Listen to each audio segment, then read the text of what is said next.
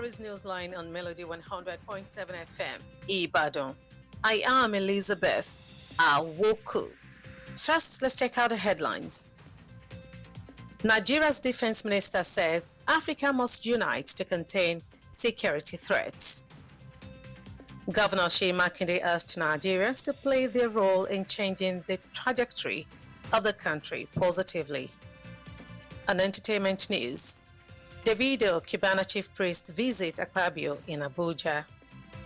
And on business news, Nasima chairman says CBN's retention of 27.5% NPR disappointing but logical. And on the foreign scene, Netanyahu accuses Tamara of being on wrong side of humanity and siding with Hamas. And on sports news today, Super Eagles home Nigeria ranked 8th in world footballer exports. Here is the news in detail.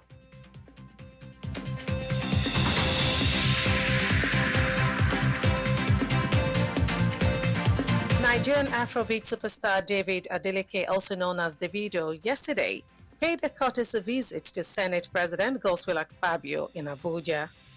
He was joined by nightlife businessman and celebrity barman Pascal Okechukwu, also known as Cubana chief priest.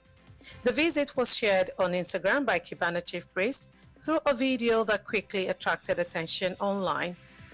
In the video, Senate President Akpabio is seen speaking to Davido and his team while holding a document.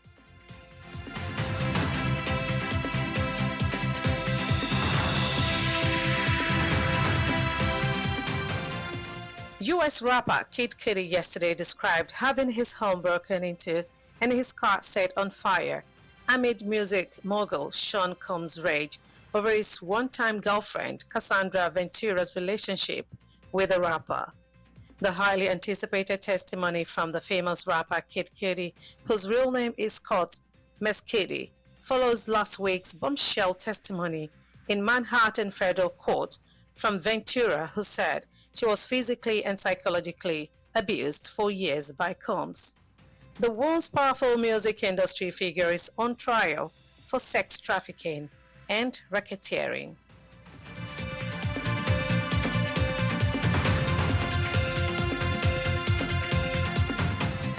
Nigeria's Minister of Defense, Malam Mohammed Badr Abubakar, has issued a clarion call for intensified collaboration and technological advancement across African air forces to address the continent's escalating security threats. Speaking at the opening of the 4th African Air Forces Forum in Lagos, which gathered chiefs of air staff and aerospace leaders from over 30 nations, the minister emphasized the need for unity, innovation, and strategic partnership in the face of evolving regional and global security dynamics. The President of the Senate, Senator Godswill Akpabio, has pledged the unwavering support of the National Assembly to the National Space Research and Development Agency, NASDA, describing the agency as central to solving Nigeria's security and socio-economic challenges. Speaking at NASDA 2025 Top Management Retreat in Uyo, Akwa Ibom, the Senate President noted that NASDA remains the epicenter of solutions to Nigeria's current socio-economic and security challenges. The retreat themed Beyond the Horizon, Building a Resilient Workforce for Space Economy and National Security, brought together stakeholders across government and science sectors at the Ibom Hotels and Golf Resorts in Akwa Ibom State.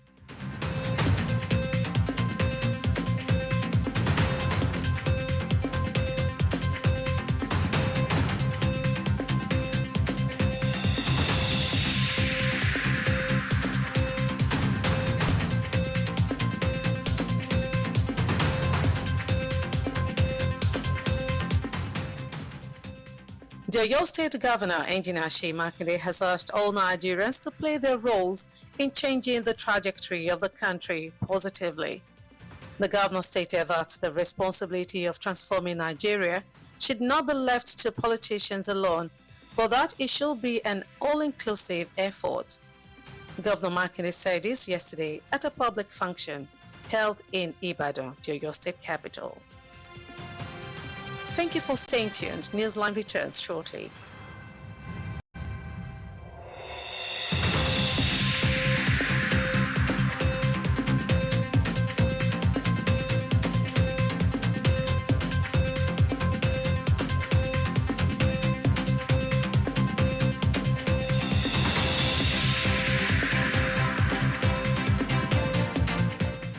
Welcome back. You've been listening to Newsline on Melody 100.7 FM, Ibadan. Thank you for listening. Now to the business news. The national president of the Nigerian Association of Chambers of Commerce, Industry, Mines and Agriculture, NASIMA, Mr. Dele Kelvin Oye, has said while the Central Bank of Nigeria's retention of 27.5% of the monetary policy rate, MPR, is disappointing for industry players, it is a logical response to the prevailing conditions of liquidity management and the bank's current net borrowing status. In a statement in response to CBN's orthodox monetary policy shift, Mr. Oye, who is also the chairman of the organized private sector of Nigeria, noted that the repercussions of the policy, particularly in the form of elevated interest rates, inhibits the industry's ability to secure loans at single-digit rates that are essential for sustainable growth and the elevation of poverty.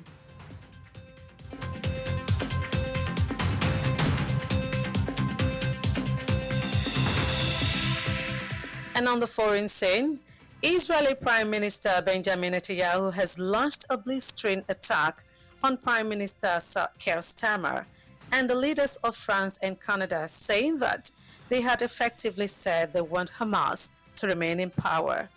He also accused Starmer, Emmanuel Macron, and Mark Carney of siding with mass murderers, rapists, baby killers, and kidnappers. Netanyahu was speaking after yesterday's attack on Israeli embassy staff in Washington. Days earlier, the UK, France, and Canada had condemned Israel's expanded offensive in Gaza as disproportionate and described the humanitarian situation as intolerable. And on sport news today, Nigeria has been named among the world's biggest football talent factories, ahead of fellow Africans Ghana, South Africa, Cameroon, and heavyweight Portugal and Italy. According to the latest CIES Football Observatory report, Nigeria has cemented its status as Africa's premier football talent factory, ranking 8th in the world for exporting professional footballers. The Super Eagles' homeland outspaces African rivals Ghana, South Africa, and Cameroon, as well as global heavyweights such as Portugal and Italy. According to the report, between 2020 and 2025, Nigeria exported 2,324 players, averaging more than 387 footballers per year. And before we end the news, here is a recap of the highlight. Nigeria's defense minister says Africa must unite to contain security threats. Governor Seyi Makinde asked Nigerians to play the role in changing the trajectory of the country positively. And on entertainment news, Davido, Cubana chief priest, visits Akpabio in Abuja. And on business news, NASIMA chairman says CBN's retention of 27.5% MPR disappointing, but logical. And on the foreign scene, Netanyahu accuses Starmer of being on the wrong side of humanity and siding with Hamas. And on sport news, Super Eagles home Nigeria ranked 8th in world footballer export. We've come to the end of Newsline on Melody 100.7 FM, Ibadan. Kindly join us on our social media platforms for more news stories and excellent programming. Newsline was compiled and produced by Adebola Igunfemi. Edited by Temitope Brahima. I am Elizabeth Awoku. Do stay tuned for the Yoruba version of the news shortly. Good afternoon and many thanks for listening.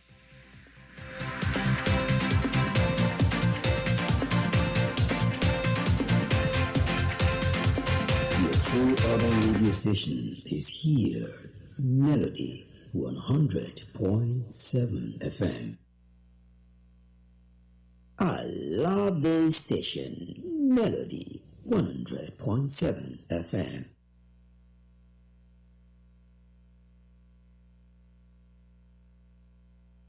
Melody FM Bashorun Nìbàdàn ó kọjá bẹ́ẹ̀. Ìròyìn ní ìkànnì Melody 100.7 FM Ìbàdàn.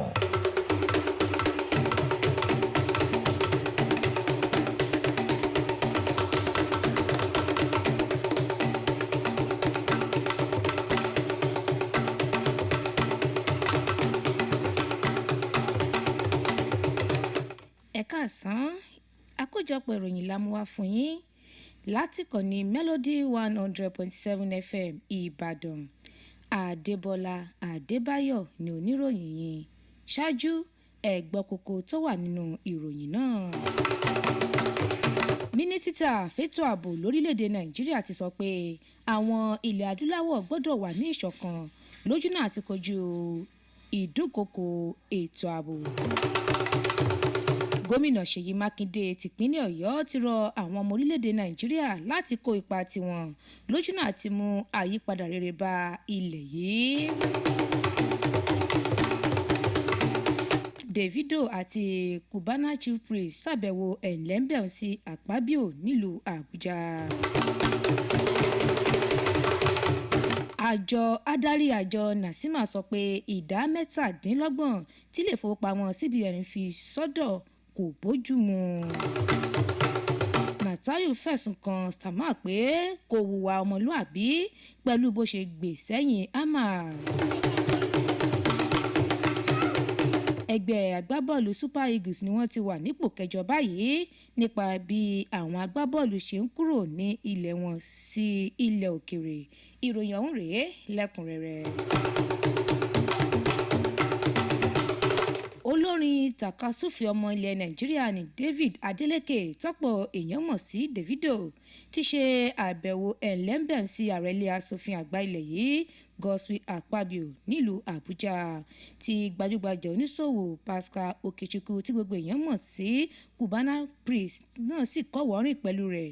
Fọ́nrán tí ó ṣàfihàn àbẹ̀wò ọ̀hún ni Cubana Priest fi sórí ìtàkùn ìbánidọ́rẹ̀ẹ́ Instagram rẹ̀. Nínú fọ́nrán yìí ni ààrẹ ilé aṣòfin àgbà ilẹ̀ yìí ti ń bá Davido àtàwọn èèyàn rẹ̀ sọ̀rọ̀. Mínísítà fẹ́tò ààbò lórílẹ̀‐èdè Nàìjíríà Malam Mohammed Badaru Abubakar ti sọ pé ó ṣe pàtàkì kí àjọṣepọ̀ tó dánmọ́rán wà láàrin àwọn orílẹ̀‐èdè nílẹ̀ adúláwọ̀ lójúnà àti gbógun ti ìdojúkọ ètò ààbò pàápàá jùlọ láàrin àwọn ọmọ ogun ojú òfurufú. Ó sọ eléyìí níbi ìpàdé àwọn ọmọ ogun ojú òfurufú ilẹ̀ adúláwọ̀ èyí tó wáyé nípínlẹ̀ Èkó níbi tí àwọn ọmọ ológun láti orílẹ̀‐èdè tó lé ní 30 péjúpésẹ̀ sí. Ó ṣàlàyé pé ìmọ̀ ẹ̀rọ àti ọgbọ́n àtinúdá ni wọ́n nílò láti kojú ìṣòro àìsí ètò ààbò èyí tó ń fin ilẹ̀ adúláwọ̀ lápè.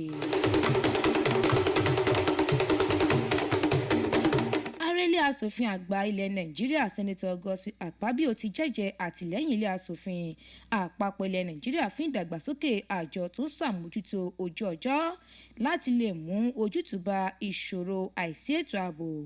Ó sọ eléyìí níbi ìpàdé àjọ NASDA ọdún 2025 tó jẹ́ àjọ tó rí sí ìwádìí nípa ojú ọjọ́ àti ìdàgbàsókè nílùú Uyo tí ṣe olú-ìlú ìpínlẹ̀ Akwa Ibom. Ó fi kún ọ̀rọ̀ rẹ̀ pé ó ṣe pàtàkì nínú wíwá ojútùú sí àìsí ètò ààbò èyí tó ń fin ilẹ̀ yìí lápè.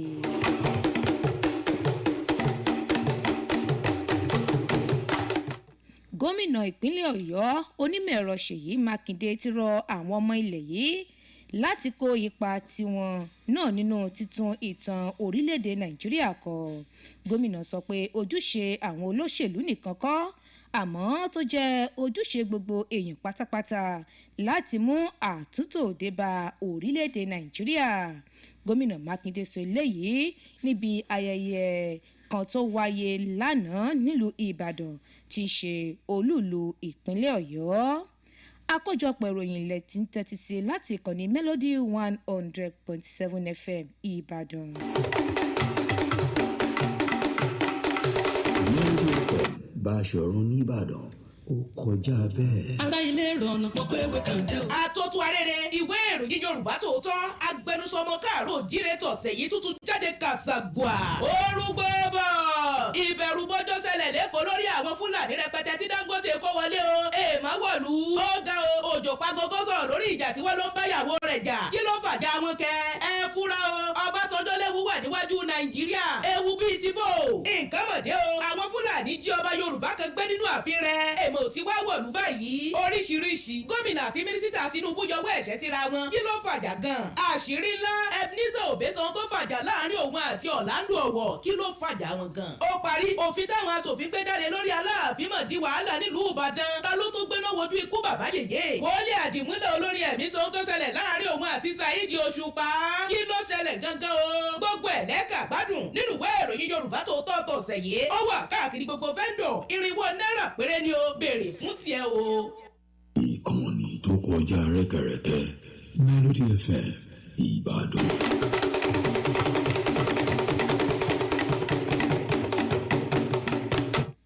Ẹ káàbọ̀ padà ìròyìn tẹ̀síwájú. Ààrẹ àpapọ̀ fún ẹgbẹ́ àwọn olókoòwò iléeṣẹ́ ńláńlá ìwakùsà àti ètò ọ̀gbìn Nasima ọ̀gbẹ́ni Délé Kẹ́fìn Oyè ti sọ pé ìdá 17 tí báńkì àgbà ilẹ̀ yìí CBN tọ́jú èyí tó ní ṣe pẹ̀lú owó yá fáwọn oníléeṣẹ́ ńláńlá kò bójúmu àmọ́ tó sọ pé ó bá ètò ọrọ̀ ajé tó wà lóde lọ́lọ́ yìí mu. Ọ̀gbẹ́ni Oyè tó tún jẹ́ alága fún ẹgbẹ́ àwọn oníléeṣẹ́ aládàáni lórílẹ̀‐èdè Nàìjíríà ṣàlàyé pé ìdá 17 tí wọ́n fẹ́ máa gbà ní lórí ọ̀rọ̀ tó ní ṣe pẹ̀lú owó yá àwọn oníléeṣẹ́ aládàáni ni yóò ṣe àdínàgbòkú fún ìgbélárugẹ okòòwò.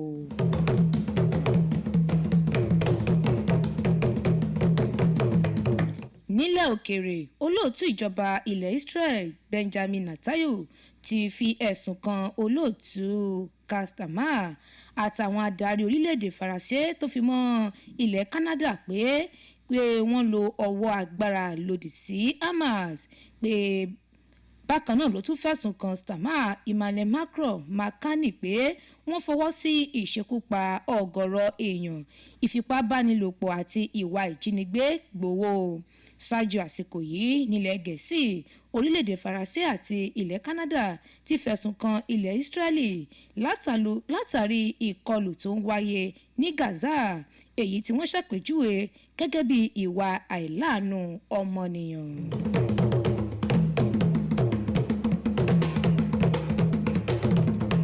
Lẹ́ka eré ìdárayá ilẹ̀ Nàìjíríà níròyìn sọ pé wọ́n ń léwájú nípa pípèsè àwọn agbábọ́ọ̀lù tí wọ́n kójú òṣùwọ̀n jùlọ ṣáájú àwọn orílẹ̀-èdè míì nílẹ̀ adúláwọ̀ bíi Ghana, South Africa, Cameroon kódà tó fi mọ́ àwọn orílẹ̀-èdè tó ti làmìlaka nínú bọ́ọ̀lù aláfẹsẹ̀gbá bíi orílẹ̀-èdè Portugal àti Italy. Gẹ́gẹ́ bí àkọsílẹ̀ nípa eré ìdárayá ṣe fi léde pé ilẹ̀ Nàìjíríà ló ń léwájú nílẹ̀ adúláwọ̀ nípa pípèsè àwọn agbábọ́ọ̀lù tí ó ń ṣe dáadáa jù lágbàáyé èyí tó ti fi wọ́n sí ipò kẹjọ báyìí. Ká tó mú àkójọpọ̀ ìròyìn wá sópin àwọn kókó tá a mẹ́nu bàrẹ́ lẹ́ẹ̀kan sí i. Àmúwá fún yín pé mínísítà fétò ààbò lórílẹ̀‐èdè Nàìjíríà ti sọ pé àwọn ilẹ̀ adúláwọ̀ gbọ́dọ̀ wà ní ìṣọ̀kan lójúnà àti kojú ìdúnkokò lẹ́ka ètò ààbò. Gómìnà Ṣèyí Mákindé tìpínlẹ̀ Ọ̀yọ́ ti rọ àwọn ọmọ ilẹ̀ Nàìjíríà láti kó ipa tiwọn lójúnà àti mú àyípadà rere bá ilẹ̀ Nàìjíríà. Davido Cubana Chief àti wọ́n ṣàbẹ̀wò ẹ̀lẹ́mbẹ̀rún sí Akpabio nílùú Àbújá. adarí àjọ nasima sọ pé ìdá 17 tí ilé ìfowópamọ́ cbn fi sọ́dọ̀ kò bójúmu. Netanyahu ti fẹ̀sùn kan Starmer pé kò hùwà ọmọlúàbí pẹ̀lú bó ṣe gbè sẹ́yìn Hamas.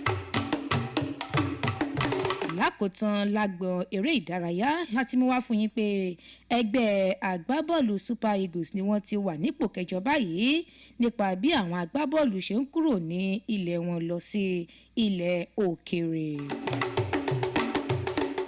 So èyí lópin àkójọpọ̀ ìròyìn wa láti kàn ní Melody 100.7 FM Ìbàdàn. Bọ̀bọ́lá Egunfẹ́mi ló ṣe àkójọpọ̀ ìròyìn ọ̀hún. Tèmítọ́pẹ́ Brahma ló ṣe àtúntò rẹ̀. Adebola Adébáyọ̀ ló kà á sétí gbọ̀yìn. Ẹ ṣeun tẹ̀yàn ìkànnì Melody láàyò.